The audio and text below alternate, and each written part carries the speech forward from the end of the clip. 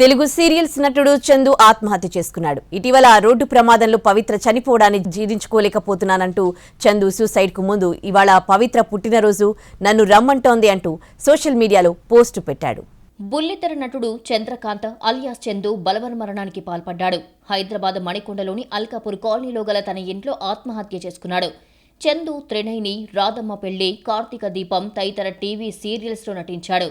6 ఏళ్లుగా బుల్లితెర నటి పవిత్ర జయరాంతో సహజీవనం చేస్తున్నాడు. అయితే ఇటీవల రోడ్డు ప్రమాదంలో పవిత్ర చనిపోయింది. పవిత్ర ఇక లేదు అనే వాస్తవాన్ని జీర్ణించుకోలేకపోతున్నాడు చందు.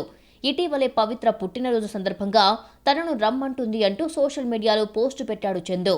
అంతేకాదు, ఓ యూట్యూబ్ ఛానల్కు ఇచ్చిన ఇంటర్వ్యూలో తనకు బ్రెయిన్ సంబంధిత వ్యాధి ఉన్నట్టుగా చెప్పాడు. త్వరలోనే తాను చనిపోతానన్నాడు. గత కొన్ని రోజులుగా పవిత్రతో తన వీడియోలు, ఫోటోలకు ఎమోషనల్ సాంగ్స్తో సోషల్ మీడియాలో పోస్టులు పెడుతున్నాడు చందు. నా పవి ఇక లేదు, ప్లీజ్ వెనక్కి వచ్చేయని ఓ పోస్టు పెట్టాడు చందు. అలాగే చనిపోయే ముందు కూడా పవిత్రతో దిగిన సెల్ఫీని పోస్టు చేశాడు.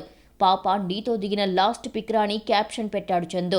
నువ్వు నన్ను విడిచిపెట్టి వెళ్లిపోవడాన్ని జీర్ణించుకోలేకపోతున్నాను, ఒకసారి మామ అని పిలువవా అని పోస్టు పెట్టాడు. చందు పెట్టిన పోస్టులు చూసి అతన్ని వారించే ప్రయత్నం చేశారు స్నేహితులు. అయితే తాను పిచ్చివాడిగానో తాగుబోతుగానో మారిపోతే ఇంట్లో వాళ్లు ఇబ్బంది పడతారన్నాడు చందు. ఈ జన్మ ఇక చాలు, నేను వెళ్లిపోతున్నాను అని వాళ్లకు స్పష్టం చేశాడు. చివరికి ఆత్మహత్య చేసుకున్నాడు. 2015లో శిల్పను ప్రేమ వివాహం చేసుకున్నాడు చందు. వీరికి 2 పిల్లలు ఉన్నారు.